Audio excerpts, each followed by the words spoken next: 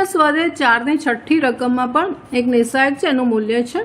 તો આપણે પાલીહારથી એનું મૂલ્ય શોધીશું. એટલે 1, આ 1 એની હારને સ્તંભને બાદ કરતા આનો ગુણાકાર છે, એટલે આપણે ગુણાકાર x વત્તા yનો સ્ક્વેર જ લખીશું ખોલીને, x² વત્તા 2xy વત્તા y², અને આ માઇનસ આવશે -xy, આ રીતે આવશે.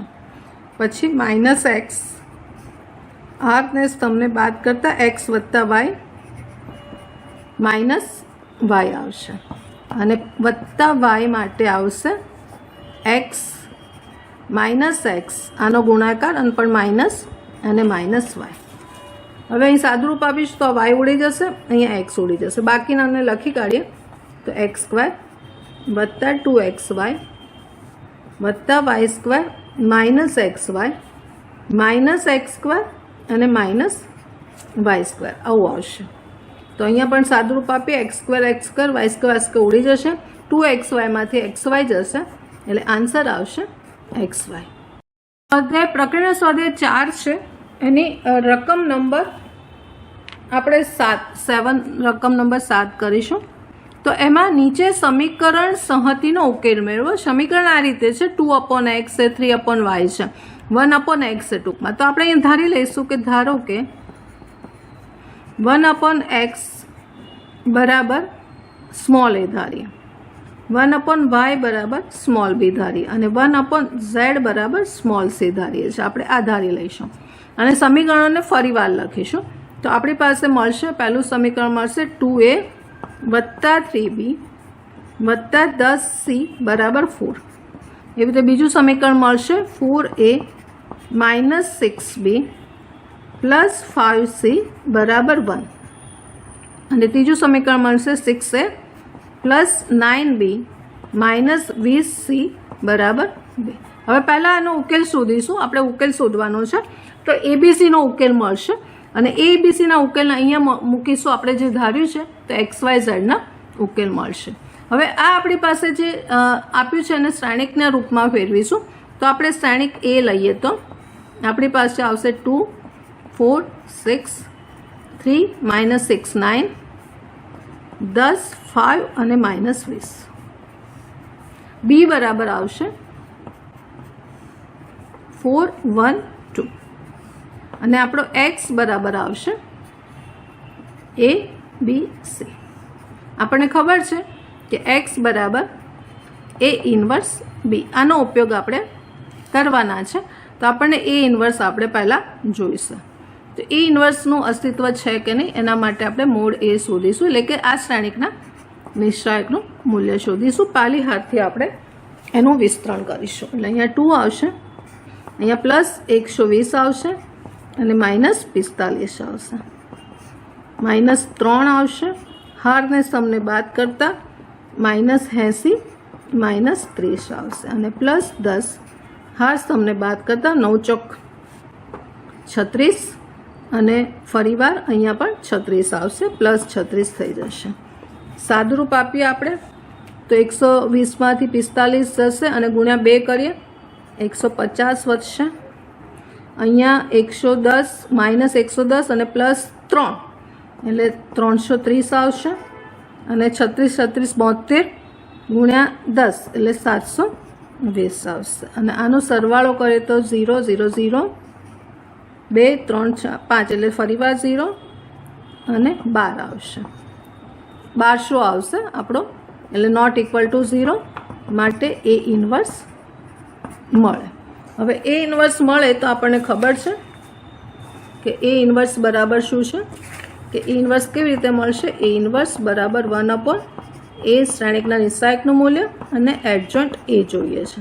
હવે એડજોઇન્ટ એ શોધવા માટે શ્રેણિક એના જે 9 ઘટક છે એના સહવયો આપણે મેળવી દઈએ. તો અહીંયા પહેલાં એના સિમ્બોલ લખીશું, a11 a12 a13, બીજી હાર માટે 21 a22 a23, ત્રીજી હાર માટે a31 32 અને a33, અને એના નિશાની આપણે લખી કાઢશું ફોર્મ્યુલા પ્રમાણે. તો plus minus plus minus plus minus plus minus plus, અને હવે એના ઉપનિશાયકનું સાદરૂપ આપી દઈશું. તો પહેલાં અહીંયા આપણને ખબર છે કે પહેલાંનું અહીંથી મળી જાય છે, એટલે અહીંયા આપણી પાસે મળશે 120માંથી 45 જશે, એટલે અહીંયા આપણને મળશે 75. એટલે પહેલું મળશે 75. પછી આ બીજામાં અહીંયાથી મળશે -110, એટલે અહીંયા આપણે લખીશું -110. અને ત્રીજું છે 36 + 36 72 આવશે, અહીંયા 72. એટલે આ પહેલી હારના મળશે આપણને 75 સહવયો +110 અને 72. R1ના મળ્યા. એવી રીતે R2ના શોધીશું. તો 4 માટે કરીશું. આ અને હાર સ્તંભ બાદ કરતાં -20 × 3 આવશે, તો એ -60 અને -90 એટલે 150 આવશે. અહીંયા 150 આવશે, -150 આવશે, એટલે 2 વાર લેતા +150 આવશે. પછી -6 માટે કરીએ તો -40 અને -60 એટલે -100 આવશે. બહુ આની પ્રેક્ટિસ ખાસ કરજો, એ તો ભૂલો પડશે ને. 4 માર્ક્સની રકમ છે, એટલે અહીંયા -100 આવશે. પછી 5 માટે કરીએ તો 9 દુ 18. આ 5 માટે આપણે કરીએ છીએ, 6 તરી 18 એટલે 0 થઈ જશે, એટલે અહીંયા આવશે 0. એટલે આ આવી ગયા R2ના સહવયો. હવે ત્રીજા હારના જોઈ લઈએ. 6 માટે 15 અને +60 એટલે 75 થઈ જશે, એટલે અહીંયા આવશે 75. પછી 9 માટે જોઈએ તો 5 દુ 10 -40 એટલે -30 વધશે.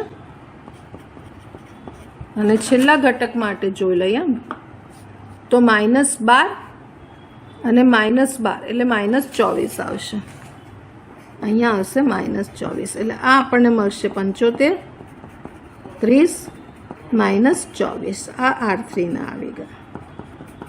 અને હવે આપણે એને મૂકી દઈએ, બધા જે ઉકેલ મેળવવાના છે એમાં મૂકી દઈએ.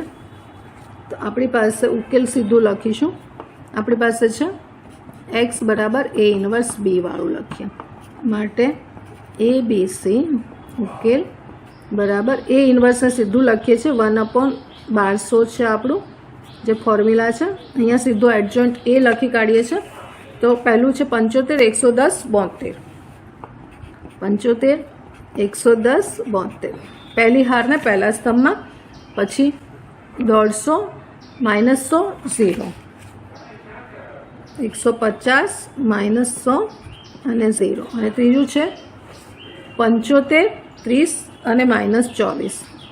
75, 30 અને -24.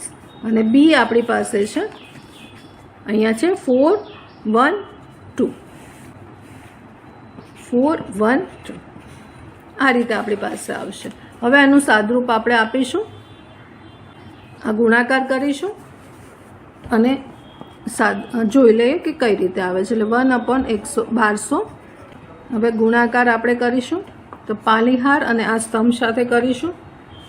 તો 4 ગુણીશું એટલે 300, 150 અને 75 × 2 પણ 150. બીજી હાર સાથે 110 × 4 કરશું, 440. આ -100 થશે, -100 અને 30 × 2 એટલે 60 થશે. એવી રીતે ત્રીજી હાર લઈશું 72 × 4 288. આ 0 થશે અને 24 × 2 -48 થશે. ફરીવાર સાદરૂપ આપીએ તો અહીંયા આપણી પાસે મળશે 1/1200.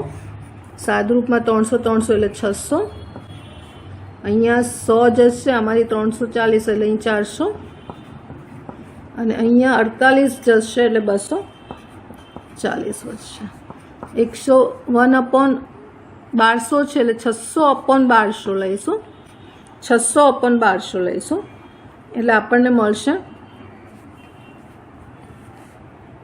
600/1200 એટલે 1/2 મળશે અહીંયા. પછી એવી રીતે 400/1200 મળશે એટલે 1/3 મળશે. અને અહીંયા મળશે 5, 1/5. હવે તમે જોશો તો અહીંયા આપણી પાસે a બરાબર 1/2 છે, માટે x બરાબર કેટલા થશે? આપણી પાસે છે a બરાબર 1/2 છે, એટલે x ની કિંમત થશે 2 થશે.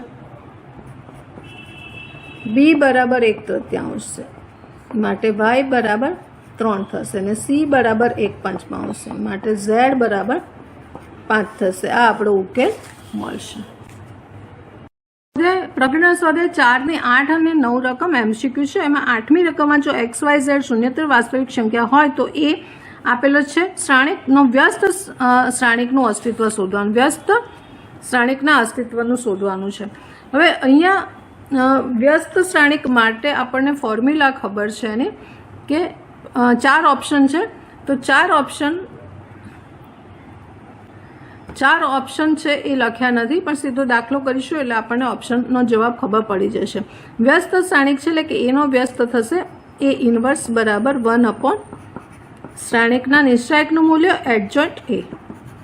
હવે સૌથી પહેલાં તો આપણને આની જરૂર પડશે, એટલે કે શ્રાણિક એના નિશ્ચાયકનું મૂલ્ય લખીએ તો x, અને અહીંયા આવશે yz, અને બીજું કશું આવશે નહીં, એટલે xyz is not equal to 0, માટે એ ઇન્વર્સ મળે. હવે એ ઇન્વર્સ મળે તો એ 9 ઘટકના આપણને સહવયોની જરૂર પડશે, જેમ આગળ આપણે દાખલા કર્યા છે. તો આપણે એને સહવયો શોધવા માટે 9 લખી કાઢીએ. તો a11, a12, a13, બીજી હારના a21, a22, a23, a31, a32 અને a33. આના આપણે સહવયોની ફોર્મ્યુલા પ્રમાણે સિમ્બોલ લખ્યા, અને એની નિશાની લખીશું plus minus plus minus plus minus plus minus plus. અને હવે એના આપણે જે ઉપનિશાયક છે એ લખવાના છે.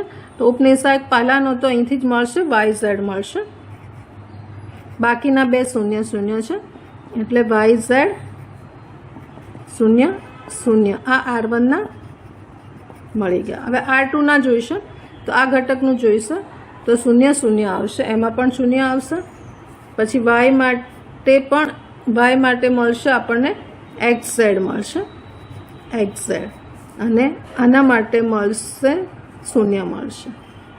એવી રીતે આ બે ઘટકના પણ 0 મળશે, અને છેલ્લાનું મળશે આપણને xy.